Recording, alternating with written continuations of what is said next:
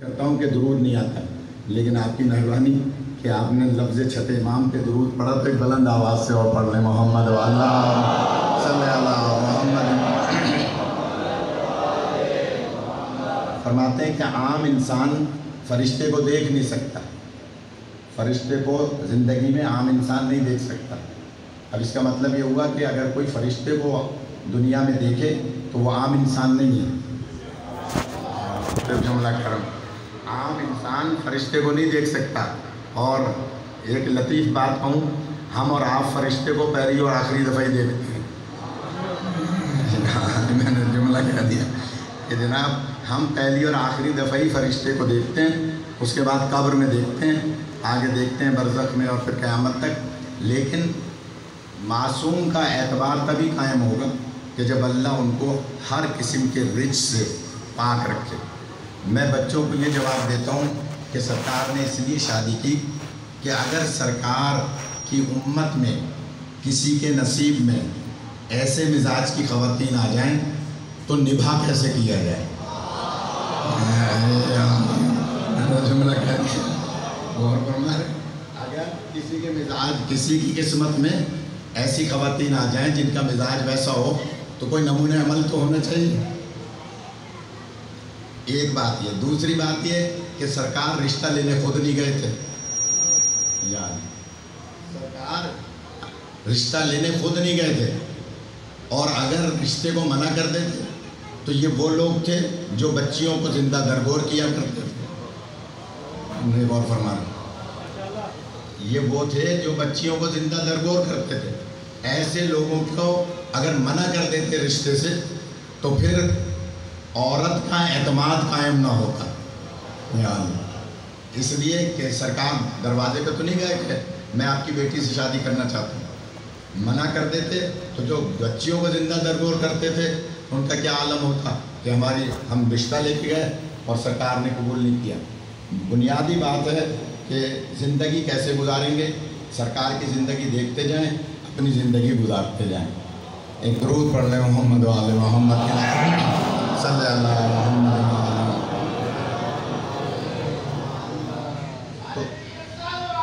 اللہ صلی اللہ محمد و آل محمد۔ تھوڑا سا کل کی بات سے متصل کرنا چاہ رہا ہوں اگر اجازت دیں۔ دیکھیے کہ یہ صاحبان تطہیر بھی ہیں اور یہ صادق بھی ہیں، اور ان کی نسل سے ہمیشہ صادق امام پیدا ہوں گے۔ اس لیے مباہلے میں تعارف کرایا گیا کہ دنیا والوں جان لو، صحیح معنی میں جو صدیق ہیں، صدیقہ ہیں، طاہر ہیں، پاک و پاکیزہ ہیں، وہ صرف یہ پنجتن پاک ہیں۔ لہذا انہی کی زندگی کو اپنے لیے نمونہ عمل قرار دینا ہے، اور یہی سبب تھا کل سے متصل کرنا چاہ رہا ہوں، کیونکہ آپ کل کسی بھی لائے تھے، ایک بڑی لطیف بات آ گئی تھی کہ جناب مباہلے کے دن سرکار نے پہلے سے اعلان کر دیا تھا کہ کل فلاں جگہ سلمان کوئی بندہ نہ جائے۔ ایک شامیانہ، ایک خیمہ لگا دیا تھا کہ فلاں جگہ، وہ مباہلہ کا میدان آپ نے دیکھا ہوگا آج بھی موجود ہے، حج پہ ہم جاتے ہیں تو حاجیوں کو وہ جگہ دکھاتے ہیں، ابھی بھی میدان ہی ہے، وہ دائیں بائیں اس کے کچھ بلڈنگیں بن گئی ہیں لیکن میدان ہے، وہاں آپ نے منع کر دیا تھا سلمان کوئی بھی بندہ وہاں نہ جائے۔ تو جناب سلمان نے عرض کی تھی کہ سرکار کیا فرق پڑتا ہے اگر کوئی جائے گا، اس کی لاجک کیا ہے؟ تو فرمایا تھا کہ وہاں ہونی ہے جھوٹوں پر لعنت، اور کی جگہ وہاں ہونی ہے جھوٹوں پہ لعنت، اور لعنت کا مطلب کیا ہے؟ عذاب آنا ہے۔ یعنی لعنت یہ نہیں ہے کہ جیسے میں صبح شام دشمنان اہل بیت پہ لعنت کرتا ہوں تو مجھے وہ عذاب آتا ہوا دکھائی نہیں دیتا، اس کی لعن کا عذاب ان پہ جاتا ہے لیکن مجھے نظر نہیں آتا، تو مگر وہاں عذاب نظر آئے گا۔ اب اللہ کس صورت میں بھیجے گا یہ اللہ جانتا ہے، لیکن عذاب آئے گا۔ تو کوئی بندہ ایسا نہ جائے جس نے زندگی میں کبھی ایک جھوٹ بھی بولا ہو، وہ کوئی وہاں میدان میں نہ جائے ورنہ عذاب آ جائے۔ تو جناب سلمان نے اعلان کر دیا تھا، حالانکہ آیت نازل ہوئی تھی 23 ذی الحج 9 ہجری کو شام کے ٹائم، اور اللہ نے سارے جمع کے صیغے نازل کیے تھے. کل میں نے مثال دی تھی, سارے صیغے جمع کے تھے, جبکہ اللہ جانتا ہے کہ 2 بیٹے جائیں گے بیٹی کے, ایک بیوی جائیں گی, ایک علی جائیں گے.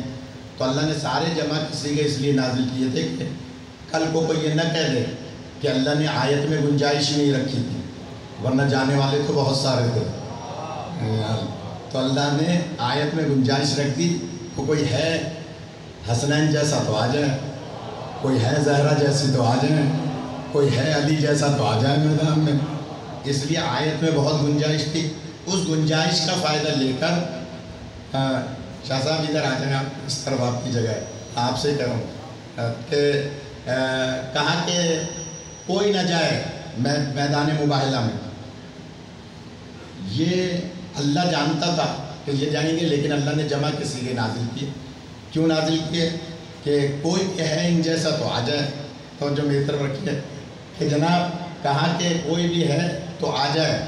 سارے مدینے کے لوگ جمع کے صیغے کی وجہ سے تیاری کر رہے تھے کہ بچے کہہ رہے تھے ہمیں جانا ہے اس وقت, عورتیں سب تیار تھیں کہ ہمیں جانا ہے, مرد تیار تھے کہ ہمیں جانا ہے, اس لیے کہ آیت میں بہت گنجائش ہے. مگر ایک بزرگ عالم گزرے ہیں, بزرگ حضرات جانتے ہیں, علامہ محمد بشیر انصاری فاتح ٹیکسلا. انہوں نے ایک بات لطیف سی بیان فرمائی. میں چھوٹا سا تھا, ہمارے شہر خیرپور میں وہ آیا کرتے تھے پڑھنے سیرت النبی کا جلسہ. تو اس میں اس لیے کہتے ہیں بچوں کو لایا کریں مجلس میں, جو بات بچپن میں ذہن میں رہتی ہے وہ ہمیشہ ذہن میں رہتی ہے. جملہ کہہ دوں, بوڑھے ہونے کے بعد تو ایک سورہ بھی یاد نہیں رہتی. جن کی تاریخ پر نگاہ ہے تو جناب خدا سلامت رکھے. تو علامہ بشیر فاتح ٹیکسلا فرماتے ہیں کہ مقابلے 3 قسم کے ہوتے ہیں. یا مقاتلہ ہوتا ہے جس میں جنگ ہوتی ہے, تلوار چلتی ہے.